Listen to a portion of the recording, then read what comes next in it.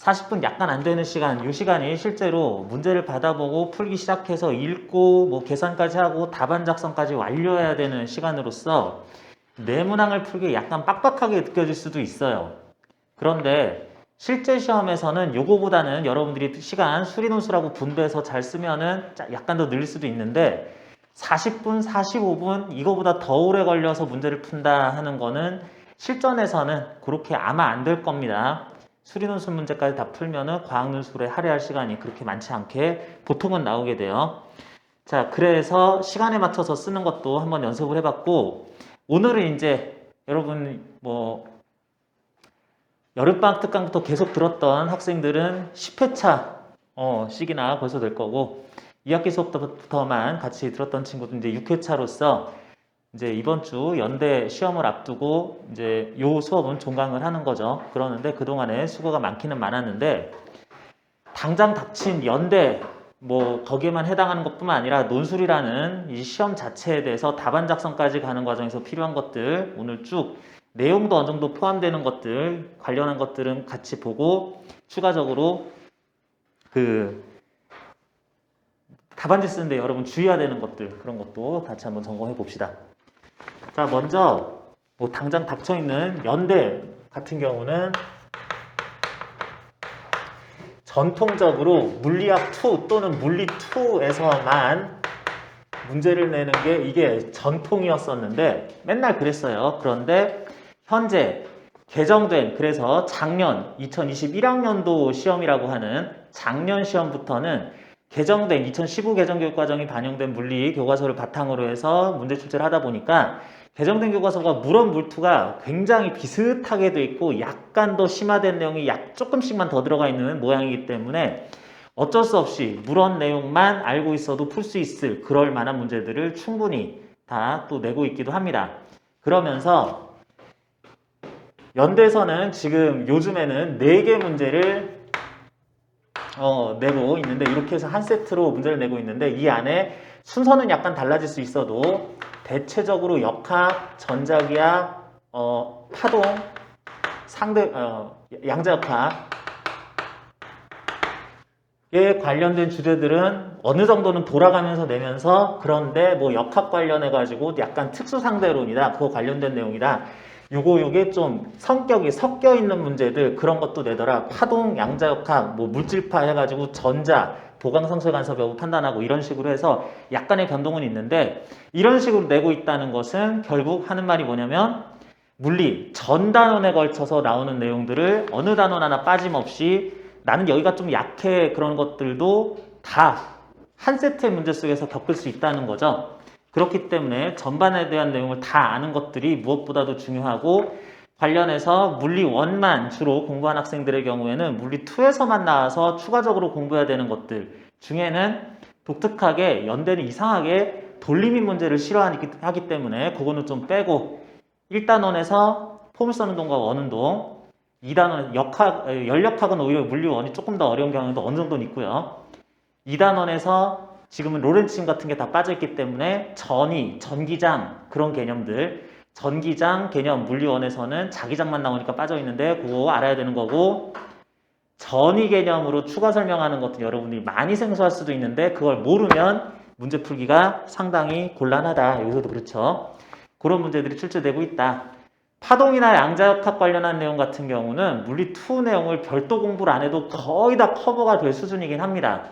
그런데 우리 전에 봤던 것처럼 어느 정도 수준에서의 도플러 효과나 어쩌면 나올지도 모르는 렌즈 공식 정도는 알면 좋긴 한데 연대에서 나올 가능성이 굉장히 희박하다. 렌즈 공식 쓰는 거는. 그래서 도플러 효과 정도까지만 지난 시간까지 좀 검토하면서 공식 사용하는 방법 한번 알아봤었습니다. 자, 그랬는데 연대에 출제되는 문제들의 주제에 대해서는 이렇게 나타낼 수 있는 특징이 있고 또 하나 특징, 뭐 제시문 속에 문제가 있어가지고 거기에서 다 나타낸 다음에 여기다 쏟는다 이런 것들은 뭐 당연한 거고 또 밑에 상수표가 보통 자주 나와가지고 나온 값들을 실제 숫자로 대입해가지고 그냥 이래 하면 대충 뭐 문자 간의 관계가 이렇게 되지 해서 끝나는 게 아니라 실제로 계산까지 틀리지 않고 완료를 해야 돼서 다 풀었는데 계산 조금 실수해가지고 어쨌든 정답이 안 나왔으면은 마친 학생들보다 점수가 떨어지니까 그런 식으로 해가지고 떨어지는 경우들도 익히 볼 수가 있다. 계산 끝까지 주의하셔야 되는 거고요. 그리고 또 한 가지가 연대에서 이상하게 문제가 그 문제에 표현된 그 말 속, 서술 속에서 좀 알아듣기 힘들게 나오는 경우들도 간혹 있습니다. 또는 이렇게 되면 이것까지 고려해야지 맞는 것 같은데 여기에 대한 제한사항이 없는데 그러면 이렇게 하면 이 문제가 왜 이렇게 복잡해지지? 너무 어려운 문제인데 하는 것들을 알아서 좀 줄여서 써야 되는 것들도 있어요. 뭐냐 하면 여러분 여기서 본 것 중에는 그 표현이 뭐라고 나왔죠? 태양돛이라고 나온 거. 여기서 되게 이상한 현상이 하나가 발생을 합니다. 뭔지 눈치챘어요? 태양돛 문제 요거에서 이상한 거 눈치 못 챘어요?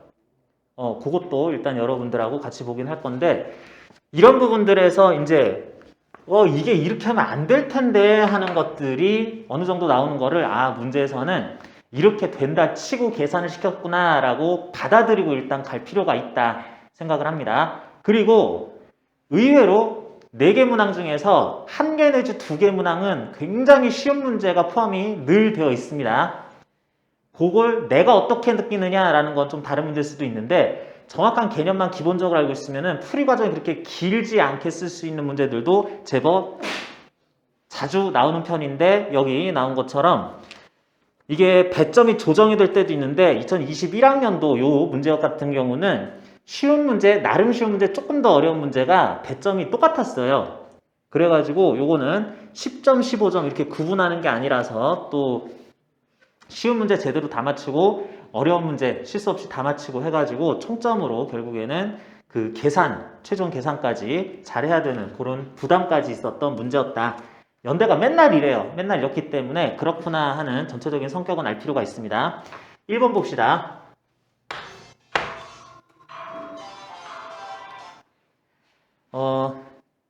문제 1번은 자 표현을 잘 읽어봐야 돼요. 내용은 여러분이 다 아는 겁니다. 질량에너지 등가 공식 이용해가지고 뭐 속도로 변환된 거 그 값을 구하거나 뭐 이러는 얘기인데 제시문 가 상황에서 핵융합 과정이죠. 수소 원자 핵이면은 양성자죠. 중수소나 상중수소가 아니라 일반 수소의 원자 핵이라고 했으니까 양성자 4개가 융합해서 헬륨 원자 핵 1개가 만들어진다라고 그랬어요. 양성자 4개가 합해지면은 양성자 4개짜리 이상한 덩어리가 돼야 되는데 양성자 2개와 중성자 2개로 구성된 그런 헬륨 원자 핵이 된다라고 하는 과정에서 양성자가 중성자로 되는 역베타 붕괴 이런 것도 나타나긴 하는데 이런 건 또 교과 과정도 아니고 제시문에서도 특별히 설명하라는 것들에 대한 힌트가 안 나왔기 때문에 쓸 필요가 따로 없습니다. 그냥 뭐 이렇게 됐구나 생각하면 돼요. 얘네들이 합쳐서 이렇게 됐나 보다 그랬을 때 과정에서 손실된 질량 전부가 멈춰있던 양성자 5.4 곱하기 10의 5제곱 개를 VP, V 프로톤이란 뜻으로 양성자의 속도란 뜻으로 VP라고 했겠죠. 얘네 4개가 나름 융합해서 한 개의 헬륨핵 덩어리로 이렇게 만들어지는데 주변에 양성자들이 이렇게 놀고 있었나 봐. 양성자들이 쟤네 뭐하냐? 그러면서 이렇게 웅성웅성하면서 얘들 구경을 하고 있었나 봐요. 이게 굉장히 많은 숫자 10의 5제곱개 정도 되는 10의 5제곱개면 54만 개 이렇게 되죠.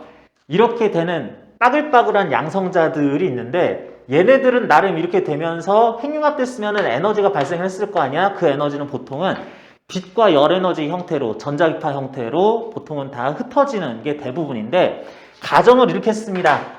내가 이렇게 해가지고 약간의 질량 결손이 있는데 그렇게 되는 과정에서 생긴 에너지를 다 니네들의 운동 에너지로 나눠줄게. 야 이거 먹어. 그러면서 이렇게 줬다고 그래요. 그리고 이것들이 모두 다 동등한 속도로 방향은 서로 다를 수도 있는데 똑같은 동등한 속도로 움직이게 됐다 친다면 그 속도를 VP라고 그랬을 때 그게 얼마일지 얘기하시오 라고 그랬습니다. 자, 1번 문제는 굉장히 쉬운 문제예요. 지금 문제 조건에서 요래 해가지고 수소핵융합 반응은 질량 총합이 4.03U인 수소 원자핵 4개가 4U인 헬륨 원자핵 1개로 되는 과정이다 라고 했기 때문에 이런 과정에서 질량 결손 델타 M에 해당하는 값은 0.03U라고 해야 되는 거죠. 저 U라는 건 뭐냐? U라는 것은 원자핵 속에 양성자, 중성자 얘네들은 질량이 그냥 똑같다고 치자 라고 했을 때 그 한 개의 질량 값을 1U라고 쓰는 단위로 나타내자는 거죠. 그랬는데 0.03U만큼 그 1U는 실제로 킬로그램 단위로 어떻게 나타나느냐 밑에 그래서 표가 다 나오죠. 양성자의 질량, 중성자의 질량 어차피 똑같이 나오죠. 원자의 질량 단위 U 이런 것들 다 1.7 곱하기 10-27승 킬로그램 이렇게 나온다는 거 대입하시고 델타 M C 제곱 C 값은 3 곱하기 10의 8제곱 미터 퍼 세크라고 나왔으니까 제곱해서 또 곱하고 뭐 이렇게 하면 돼요. 그러면은 일정량의 에너지가 될 텐데 그 에너지가 다른 식으로 다 바뀌고는 것이 아니라 모두 다 이것들의 운동 에너지로만 바뀐다면 그 속도 얼마냐? 곱하기 해가지고 에너지값 구하고 얘네들의 질량은 양성자 하나의 질량은 1U이고 1.7 곱하기 10-31승 킬로그램 뭐 이렇게 다들 되는 거고 27승 킬로그램 되는 거고 그것들이 적당한 프로톤 속도 됐겠지. 아 이거는 한 개짜리니까 요거 5.4 곱하기 10의 5제곱 곱해서 이게 이건데요 해서 넘기고 루트 씌워서 다 구하기만 하면 됩니다. 그래서 풀이 과정은 일단 문제 읽는 과정이 필요했었고 그게 그렇게 어렵질 않아요. 그런데 우리가 이걸 답지에다가 어떻게 써야지 그래도 고득점이 어느 정도 가능하냐 여기에서는 이런 식으로 힌트가 나왔으면 우리는 어디까지는 서술을 하고 어디까지는 서술을 하지 않을 것이냐를 구분을 좀 해줘야 되겠습니다. 그런데 연대 문제는 전통적으로 계속 그래갖고 채점 기준이 그렇게 좀 틀에 박혀 있는 경우가 많은데 연대에서는 서술을 논리적으로 그러니까 우리말로 쓰는 이건 이렇고 저건 저래서 이건 이렇게 되니까 이럴 때 이런 것을 이렇게 한다. 그러므로 이렇게 쓰는 거를 신경을 안 써요. 요거는 내가 직접 그 채점관이라고 채점관 끝 교수님한테 물어본 건 아니에요. 그런 건 아닌데 답안지를 쓰고 실제로 연대를 지원을 했다가 낮은 이제 붙은 학생들, 수시로 붙은 학생들한테 이제 사후적으로 야, 너 답안지 쓸 때 어떤 식으로 썼니? 하면 저 그냥 이렇게 그냥 답만 맞았어요 하는 애들이 상당히 많이 붙더라. 심지어 이제 답이 틀리고 그랬어도 문제가 어렸으면 또 붙는 경우들도 있겠는데 이건 상관이 없고요. 그래가지고 연대는 오히려 서술에 대한 부담을 조금 줄여도 됩니다. 그렇다는 얘기는 서술 분량 자체를 과감히 답안에서 생략을 해버리란 얘기예요. 문제 정확하게 푸는 게 중요하지 서술하느라고 시간 오래 걸려가지고 요거 쓸 시간 부족하고 그러지 말란 얘기입니다. 연대 특성이 그래요. 다만 이런 것에 대한 언급과 설명은 있긴 있어야지. 대충 이렇게 하면 답은 이거예요. 답 맞았죠? 붙여주세요. 이렇게 하면 안 된다고. 그러는데 자 일단 학교에서 발표했었던 답안입니다. 학교 발표 답안이니까 요거 믿고 가야 되는데 학교에서는 물론 이게 모범 예시 답안은 아닌데 8쪽 보면은 이런 식으로 되는 것들이 답안지 안에 있었으면은 뭐 기본 점수 이상은 받을 수 있다. 문항별 기본 점수, 필수 점수 이상은 받을 수 있다. 라는 거 설명하고 있습니다. E는 MC 스퀘어라고 했으니까 손실도 질량에 대한 에너지는 이렇게 된다. 요 얘기 나왔죠? 당연히 요거 핵심 내용이니까 이렇게 써야 되는 거고 양성자들이 똑같은 속도로 움직인다고 했을 때 이런 말은 여러분들 답안지에 써주는 게 좋아요. 여기서는 뭐 에너지 총합이 이래요. 뭐 이렇게 하긴 했지만 그래서 발생한 에너지가 나머지 양성자들 이건 없어졌고 이제 헬륨이니까 나머지 양성자들의 운동 에너지로만 모두 전환되었으며 에너지 전환 방법 그렇고 모든 양성자들이 똑같은 속력으로 말도 안 되는 겁니다. 이렇게 많은 것들이 똑같은 속력을 가진 게 말도 안 되는데 같은 속력으로 VP로서 움직이게 되었다면 이렇다는 조건 여러분 답안지는 있어야 돼요. 해설에는 그 학교 발표 해설에서는 그거 없지만 이 정도는 써줘야 됩니다. 그렇다면 그 에너지 총합은 이러하다라고 쓰는 거 요 정도 내용만 들어가면 되지 이렇게 해가지고 원래는 핵융합 반응에서 이렇게 해서 에너지가 전자기파 형태로 방출이 되는데 그 에너지가 얘들이 흡수할 수 있는 에너지 파장 형태가 딱 맞아떨어가지고 그것들을 분별 그런 말 쓸 필요 없다고 그런 말 쓸 필요 없고 아 그렇게 됐나 보다 하는 것들은 넘어가도 됩니다. 그렇다고 했을 때 실제로 대입 계산 10의 5제곱 미터 퍼 세크 가량 된다 라고 하는 거 끝 해가지고 이렇게 마무리 지으면 된다고.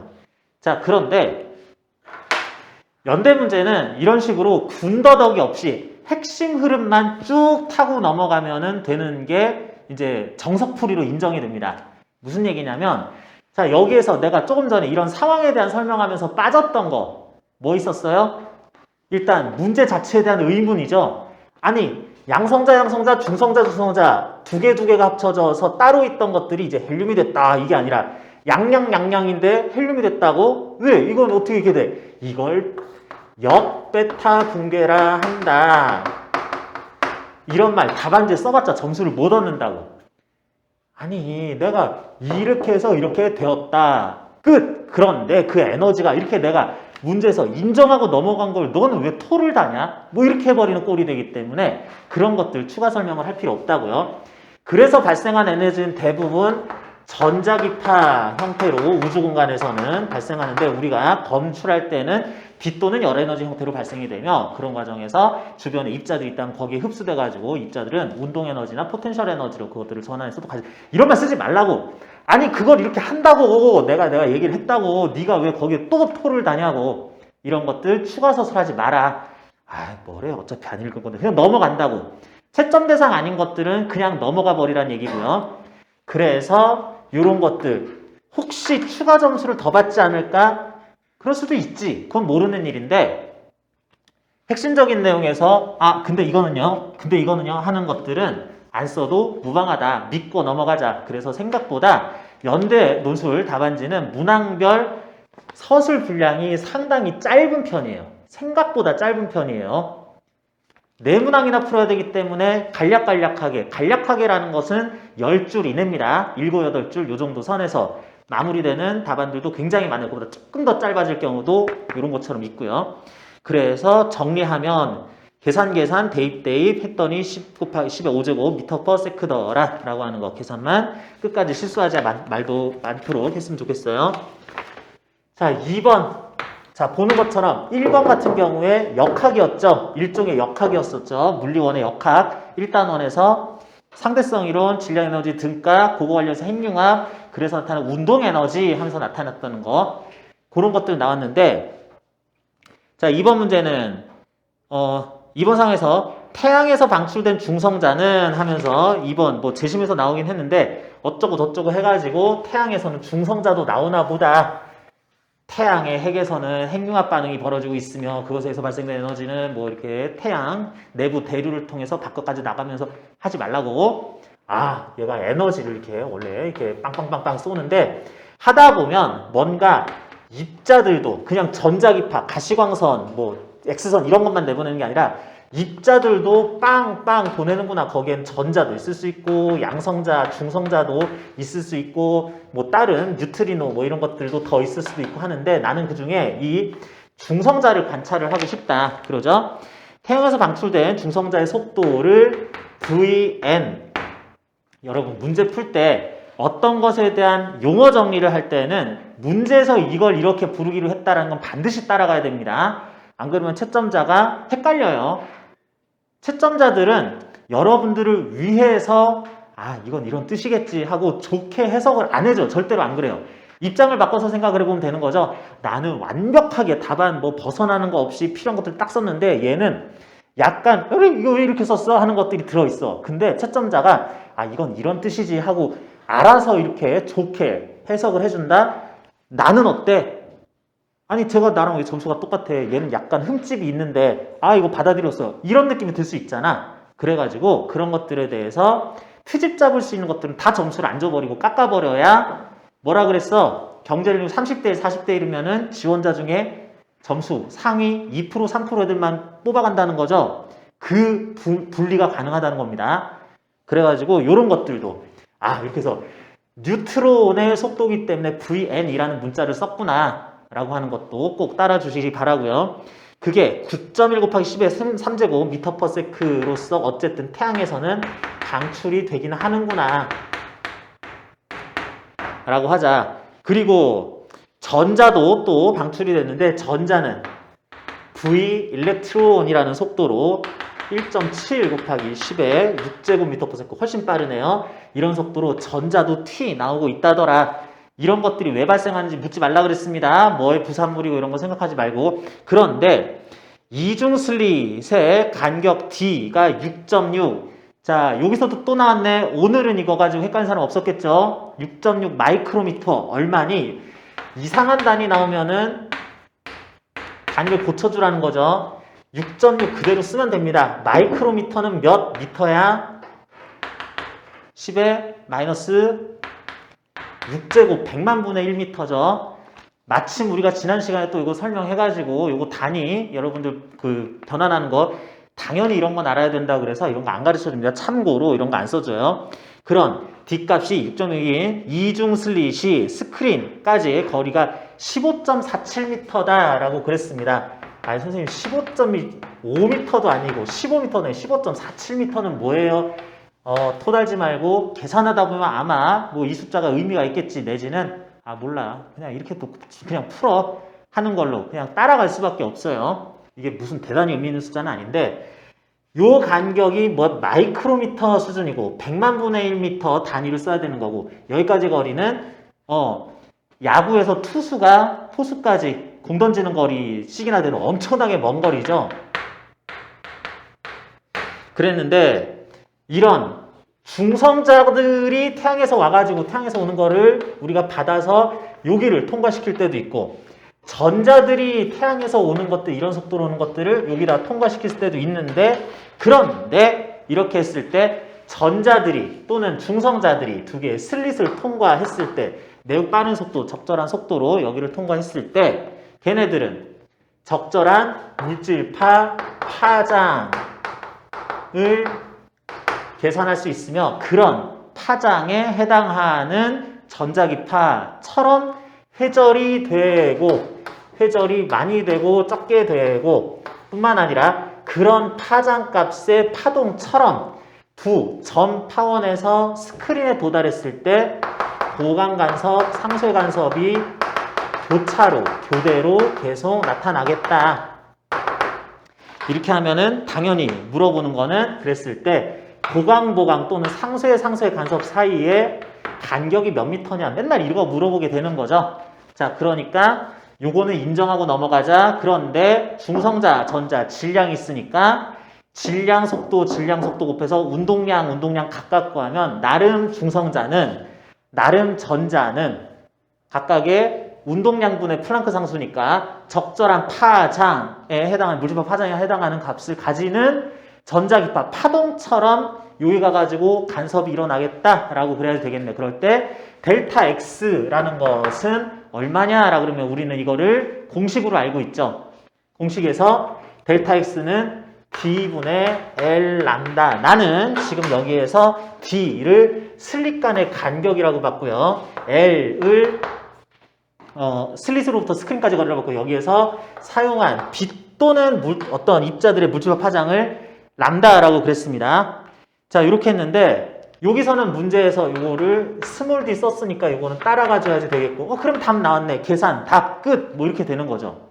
자, 이렇게 되는 건데 여러분들이 물리 원 내용만 철저하게 공부해서 이중슬릿 간섭시험 뭐 이런 것들만 조금만 더 알고 있다고 하더라도 크게 문제되지가 않을 거기는 한데 태양 근처의 우주선 안에서 이런 실험들을 하고 있다라고 해서 단 그 우주선은 절대 속도가 0이다라고 하자고 그랬는데 자, 이런 개요가 있을 때 답안은 어떻게 되느냐? 굉장히 단순합니다. 자, 다시 8쪽 입자의 드브로이 파장 람다는 mv분의 하라고 표시된다. 이런 거 언급하고요. 태양에서 왜 이런 것들이 날아오며 그런 것들이 여기서 통과하면은 이러한 이유로 얘들이 입자지만 입자가 파동성을 띠게 되는데 우리는 그때 그 파동성에 의한 얼마의 파장값에 해당하는 전자기파처럼 파동성에 의한 효과, 회절이나 중첩이 일어날 때는 따라가느냐라는 것을 드브로이파라고 하면 그거는 공식이 이렇게 된다라는 것들. 이런 내용 다 생략해버렸죠.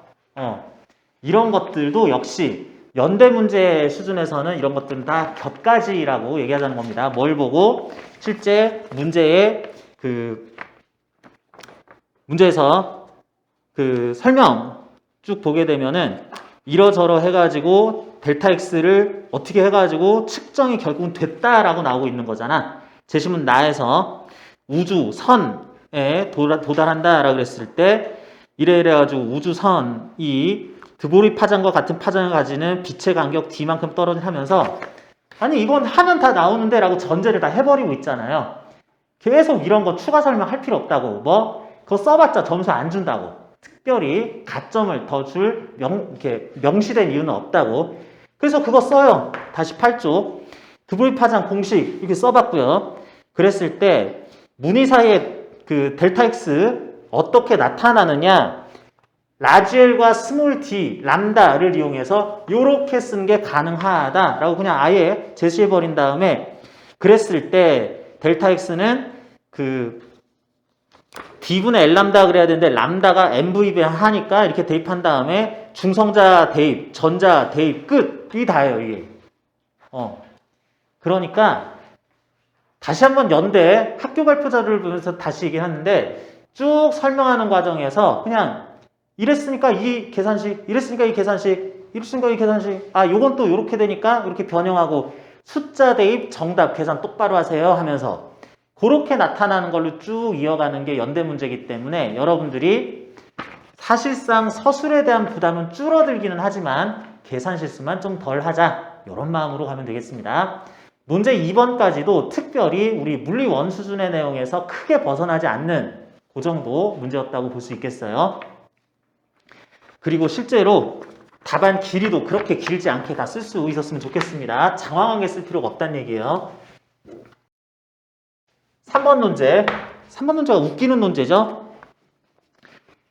자, 태양에서 1번 문제가 태양에서 수소의 융합 반응이 일어나서 에너지가 나갔는데 얘네들이 어떤 양성자들한테 다 전달돼서 얘들의 속도 변화시키는 에너지로 다 전달됐다라고 한다면 2번에서는 그렇게 해서 막 날아가는 것은 사실 중성자도 있고 전자도 있어. 그런데 지구까지는 안 오고 태양 주변에 둥실둥실 떠있는 어떤 우주선이 있는데 그 우주선에 실험장치가 있는데 그렇게 온 이 중성자나 전자를 이중슬릿 실험을 해봤어.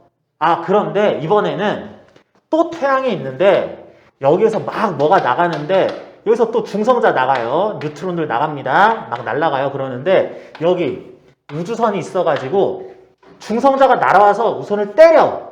그러면은 튕겨나가면서 우주선은 가속돼서 빨라졌는데 중성자 또 날아서 나를 또 때려. 그러면은 요거 튕겨나가면서 우주선 또 가속돼. 가속 이렇게 되는 걸 우주선 입자들이 나한테서 반사돼서 튕겨나가는 힘을 나는 또 역이용해서 이렇게 한다. 그래서 이거를 마치 뒤에서 바람이 부는 것처럼 어떤 돛 같은 걸로 여기 때려가지고 나는 추진력을 받는다라고 해서 태양 돛이라고 부르자라고 했다는 거죠. 제시문 다 상황에서 중성자들이 날아오는 그 등속도 VN 뉴트론의 속도들은 1 곱하기 10의 4제곱 미터 퍼 세크였었고 뉴트론의 질량은 당연히 1U만큼씩이었었고 1.7곱하기 10-27 kg씩이었었고 얘들의 속도는 모두 다 1 곱하기 10의 4제곱 미터 퍼 세크로 고정이었다라고 하자.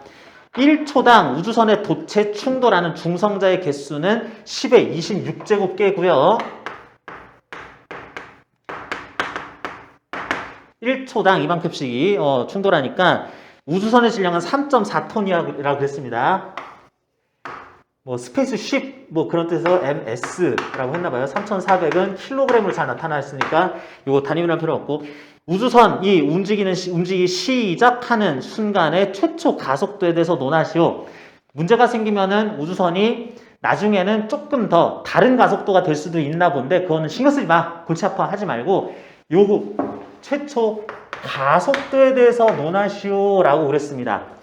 그러면은 우리는 요거 전체적인 계율을 짤 때 우주선의 가속도를 구하자라고 그러면은 우주선의 질량으로 우주선이 받는 힘을 나눠주면 되겠네.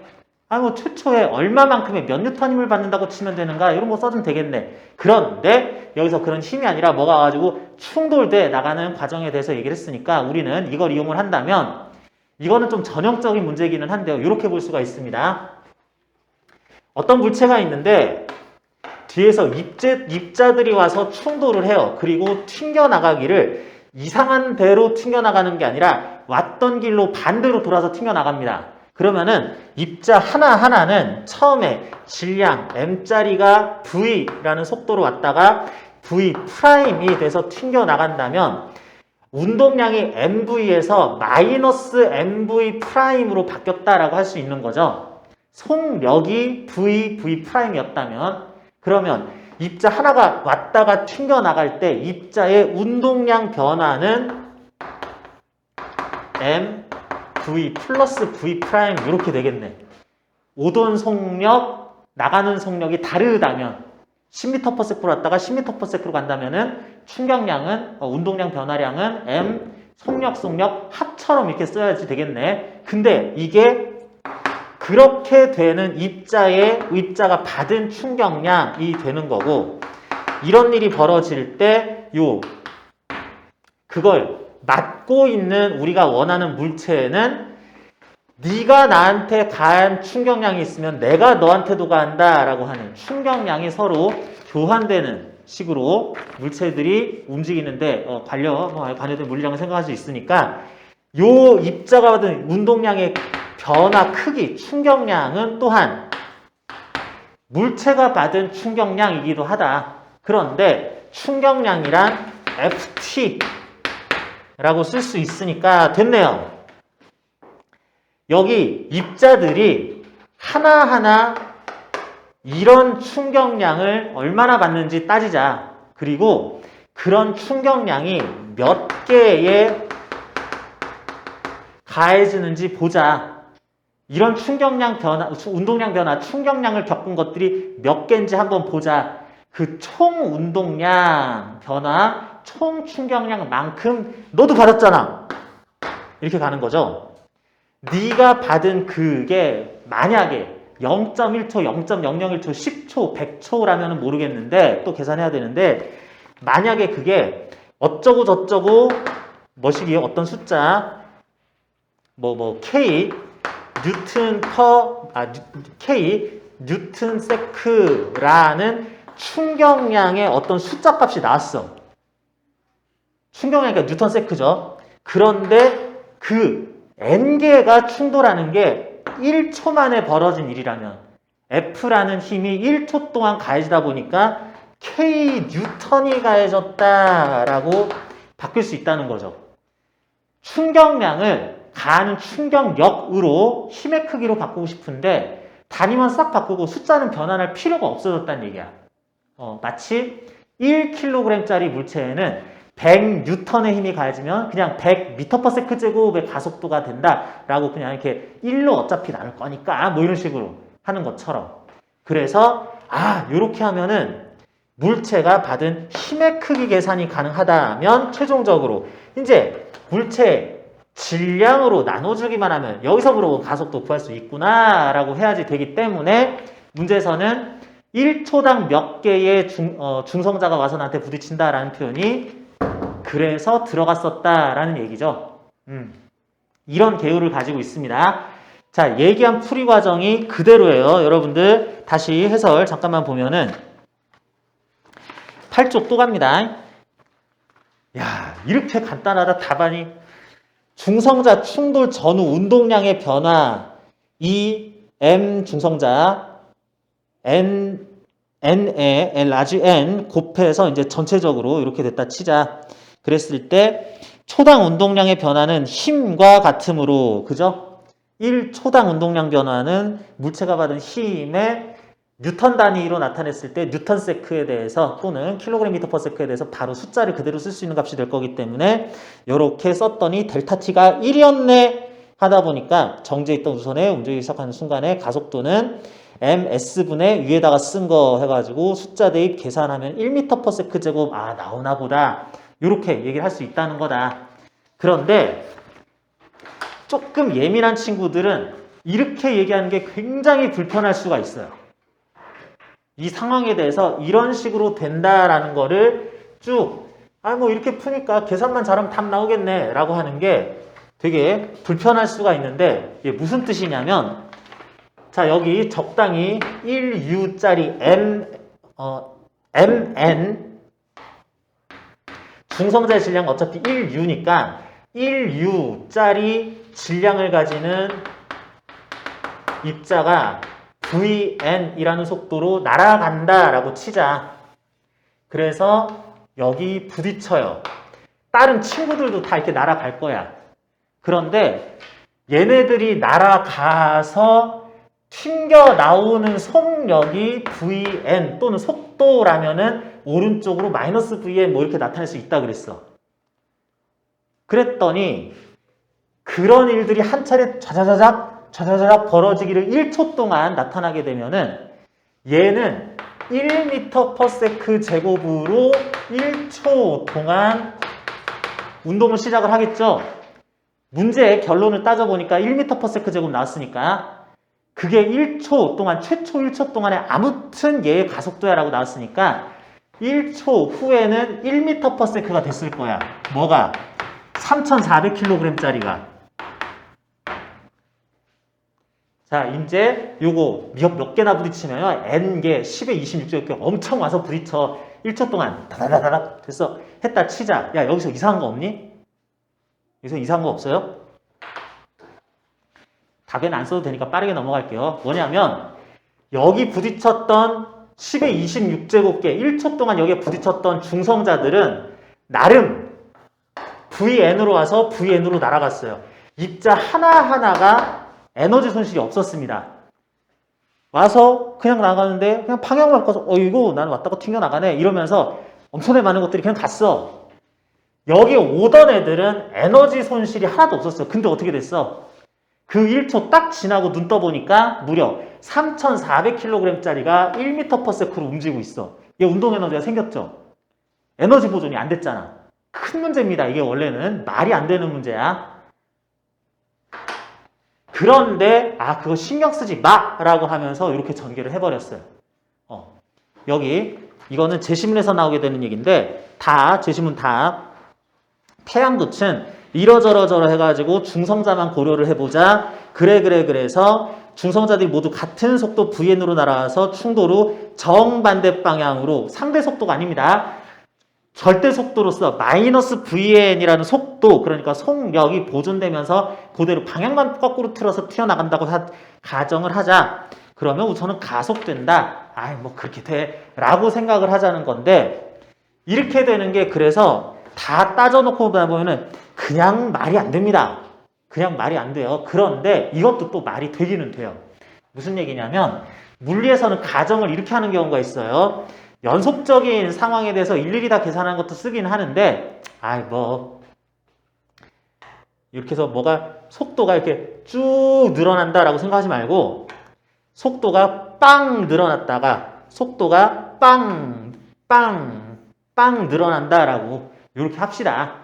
그렇게 한 다음에 그렇게 되는 과정을 잘게 쪼개면은 이거 되는 거잖아. 이게 뭐야? 이게 미적분이죠.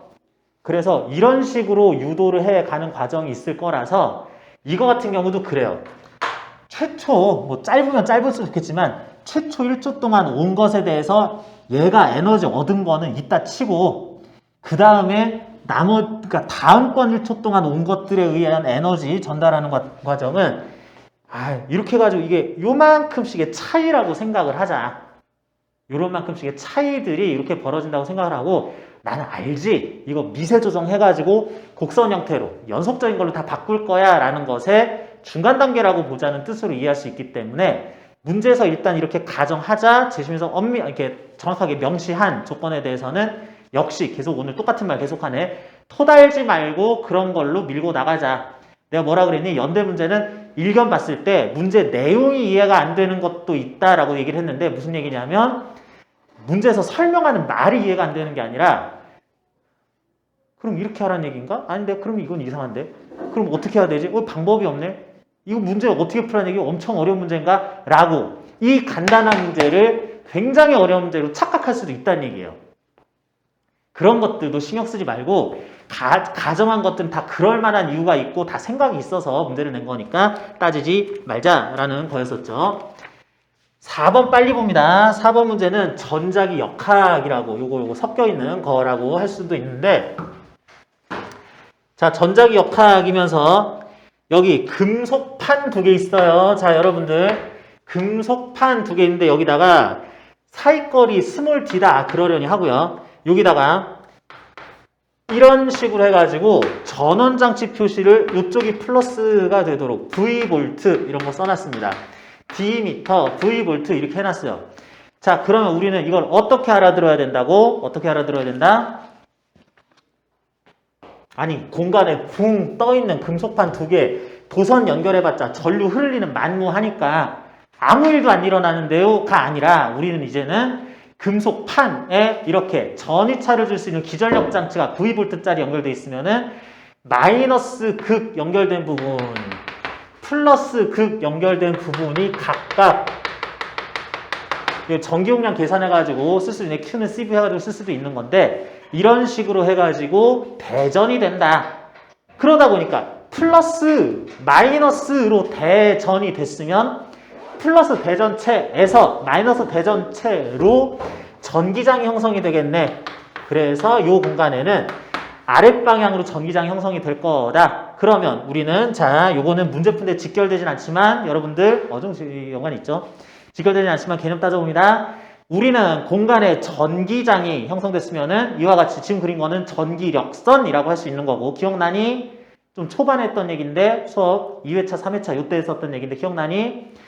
플러스 대전체에서 마이너스 대전체 쪽으로 전기력선을 그릴 수 있으며, 그렇게 전기력선이 그려진 공간을 전기장이라고 하며, 전기장은 벡터량으로서 전기력선 접선 방향으로 방향은 결정이 되고 그 특정 지점에서의 전기장의 세기 E는 E 뉴튼 퍼 쿨롱이라는 것은 요거는 전기력선 밀도에 비례하더라. 뭐 이런 얘기도 했었죠. 그런데 전기장을 전기력선 짝짝짝짝 화살표 그래서 끝 하는 게 아니라 추가적으로 여기다가 여기는 전기장이야 라고 하는 것을 나타내는 방법으로 등전이면이라는 걸 표현할 수 있다 그랬죠. 등전이면도 그릴 수 있다.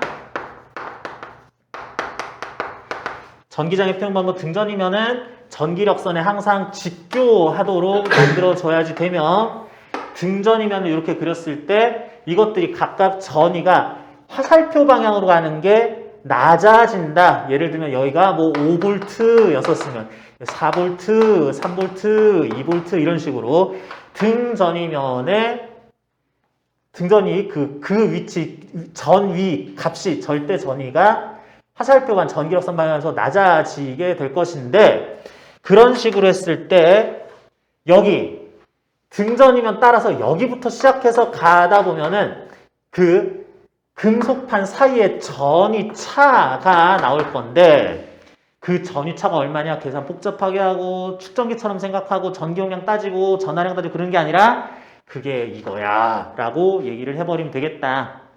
여기 사이에 전위차는 V볼트다 라고 한 다음에, 그러면 전위차, 전기장, 전기력이 하는 일, 전기력의 크기, 거리, 관련된 식 시리즈 반드시 외우고 들어가야 된다 그랬습니다.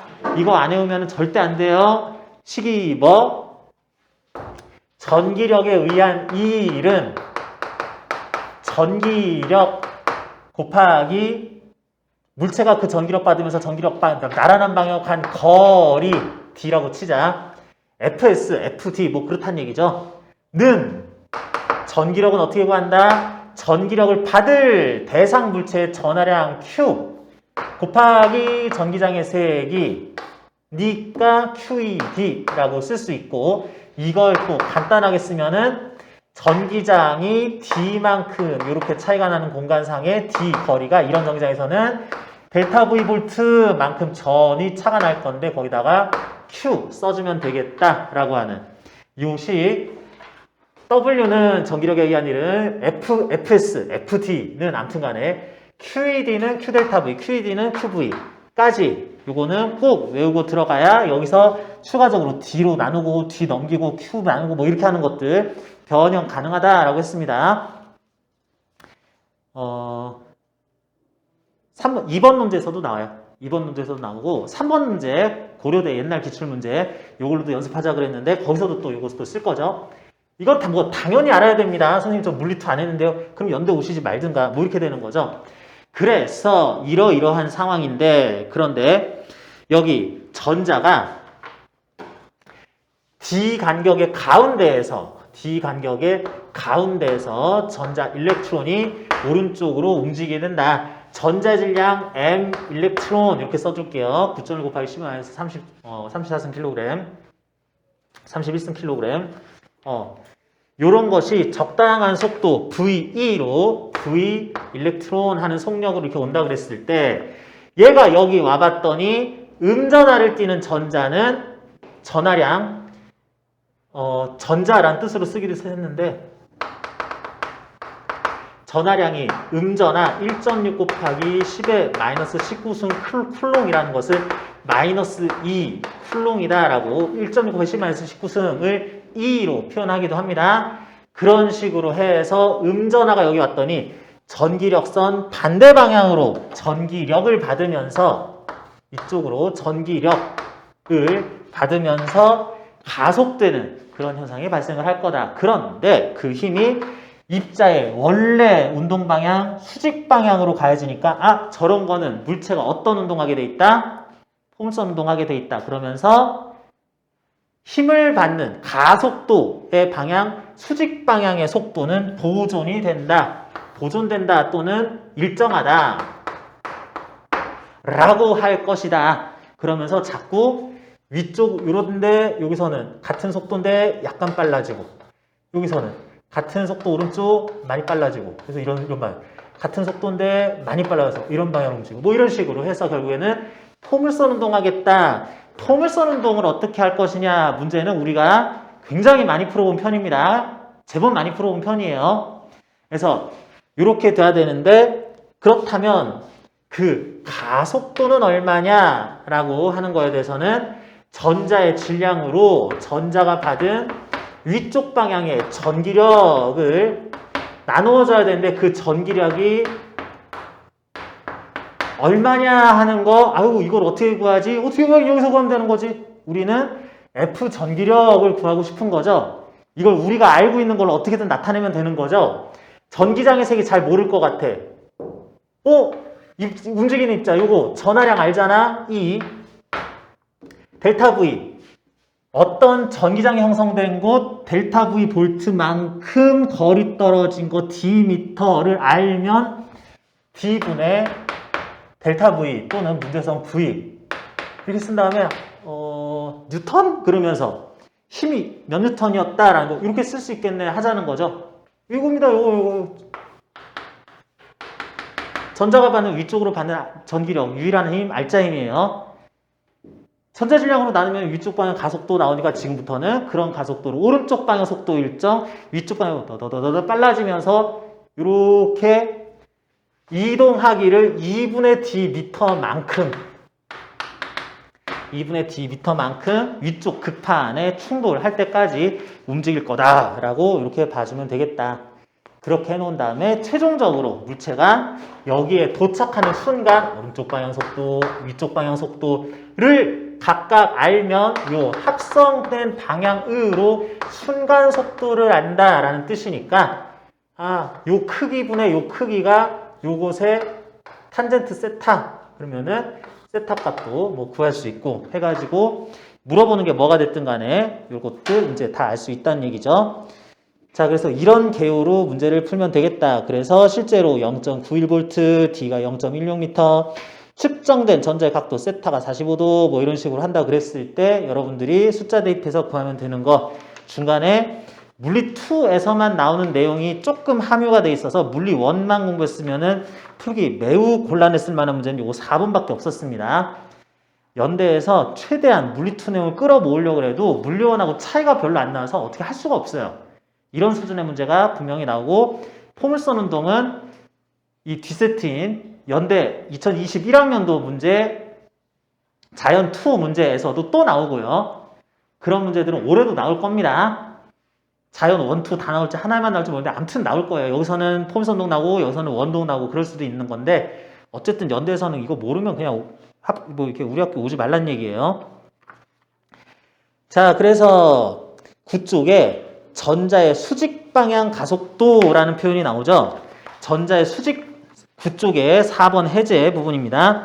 전자의 수직 방향 가속도의 크기 A는 이거죠. n분의 해가지고 나타난 거 그대로 쓴 거고, 전자가 금속판에 도달하는 데 걸리는 시간, 등가속도 운동에 대해서 이만큼 가는데 걸리는 시간, 요거 그대로 써준 겁니다. 금속판 저쪽에 도달하는 데 걸린 시간에 대해서 써준 거 다시 한번 얘기를 했고요. 그랬을 때 각도가 15도여야 되니까 최종 속도 분해한 결과 이렇게 돼야 된다. 대입 숫자 계산 루트 우선의 속력은 이렇구나 라고 얘기를 해주자. 그런 문제였었습니다. 그래서 여러분들이 이제는 연대 노슬에 대해서, 연대 노슬 문제는 뭐 한 문제 풀기도 힘들어. 진짜 어려운 문제 나오는데 이런 식으로 생각을 절대로 하면 안 돼요. 여러분들이 실수 없이 모든 문제 꼭 다 풀어야지. 그런데 40분, 45분 정도 시간 투자를 해서 풀어야지. 하지만 풀이 과정에 대해서 서술을 길게 할 필요는 없고 핵심만 빠뜨려서는 안 되는데, 핵심만 딱딱딱 일목요연하게 쓰고 답안 작성 빨리 해야지 라는 전반적인 연대 특성에 맞는 답안지 꼭 쓰면은 문제없이 무난하게, 우리 뭐 관련 내용들은 다 공부를 했으니까 합격하실 수 있을 거라고 생각을 합니다. 자, 그래서 일단은 2021학년도 연대 자연 1 기출문제 풀어봤고요. 4쪽부터 나오는 2021학년 연대 기출문제 자연 2라고 하는 거는 조금 재미가 없어요. 조금 재미가 없기는 한데, 이걸 그렇게 여러분들이 어디에서 착각을 하는지 문제 풀다가 좀 이상한 방향으로 이렇게 틀어서 가다가 엉뚱한 얘기하는 친구들이 있더라. 그래서 이것도 그래도 연대 기출문제니까 한번 풀어볼 시간을 가질 건데, 여러분들 이거 풀다가 이제 너무 일찍 끝났다, 나는 뭐 풀 만큼 다 풀었다, 내지는 이거를 이미 어떤 방식으로 풀어봤다 하는 친구들은 고대 기출문제로 변형해서 풀어봐도 될 것 같아요. 3번 문제도 같이 추가로 풀어볼 수 있을 것 같습니다. 2013년도 수시 논술 고대 기출문제가 현재 연대 기출문제랑 너무 그 방향이 일치해요. 다만 원래 이제 문제 문항 4개짜리인데 한 문항이 그 로렌츠임 관련된 얘기가 좀 나오는 게 있어가지고 그건 뺐습니다. 근데 너무 당장 연대 기출 문제였는데 라고 해도 이게 의심이 가지 않을 만큼 비슷한 문제라서 이제 마음에 드는 문제로 풀어보면 좋겠습니다. 연대 기출 문제 자연 2 요거 지금 그래도 쉬는 시간 조금은 가지면서 지금 8시 10분인데요. 8시 15분부터 55분까지 역시 40분 동안 푸는 걸로.